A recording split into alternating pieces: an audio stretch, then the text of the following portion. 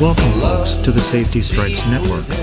We are here to update your knowledge on safety, health, and loss control principles with current information that can be applied to today's industrial work environment. Our goal is to help you achieve a higher level of operational and safety excellence while improving efficiency, productivity, and sustainability. We appreciate your time with us today, and especially for your personal efforts toward achieving an injury and illness-free work environment. And now, here's Dave with today's Mighty Line Minute. Hello, everyone, and welcome back to Mighty Line Monday Minute. Last week we talked about OSHA and color. We'll be moving on now to talk about ANSI Z535.1, the 2022 edition, and how it will help improve operational efficiency, productivity, and importantly, the area of safety and assuring that people go home safely. The American National Standards Institute, otherwise known as ANSI, publish a wide number of standards used in the world of safety. ANSI Z535.1 is known as the American National Standard for Safety Colors.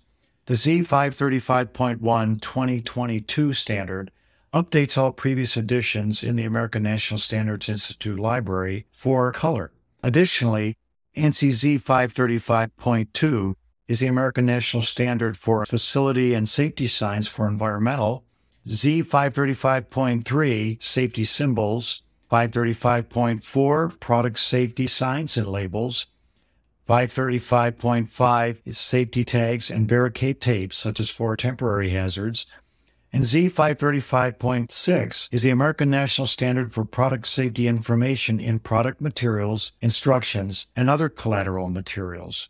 It's important to note that in the area of hazard communication and standards such as the HAZCOM standard, ANSI is widely referenced for the use of safety colors and signage. In OSHA 1910.145, OSHA incorporated by reference earlier editions of the ANSI safety color standards. However, now that they've been updated, it's important to understand some legal concepts that OSHA recognizes. OSHA now recognizes the later use of ANSI standards, such as the most recent 2022 edition. The way they do that is as follows.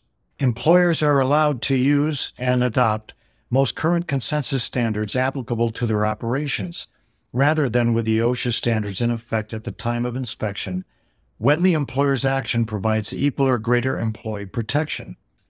So as long as the standards used by the employer provide such protection, a violation where the employer is not in compliance with OSHA standards but is in compliance with the new standards may be considered de minimis and not be cited. So specifically, they're referring to the old Z535.1 standards developed back in 1967 and 1968 that are now replaced by the updated 2022 ANSI 535 standards. So what colors are we actually talking about in the new Z535.1 standard? Let's get specific and talk about the color chart involved. Colors are safety red, safety orange, safety yellow, safety green, safety blue, safety purple, and safety white. Interestingly, the 2022 standard brings in some very slight changes to the specific color codes involved. To the eye, those may not be recognizable, but it's important to note that if you are involved in formulation and do want to get more specific about your colors, they may be referenced in the 2022 standard. And there is correlation with an ISO standard, which will be discussed in our next podcast. What's important to know is that if you're looking for the actual color design, to pay attention to the different ways that it is illustrated and the variances allowed by the standard.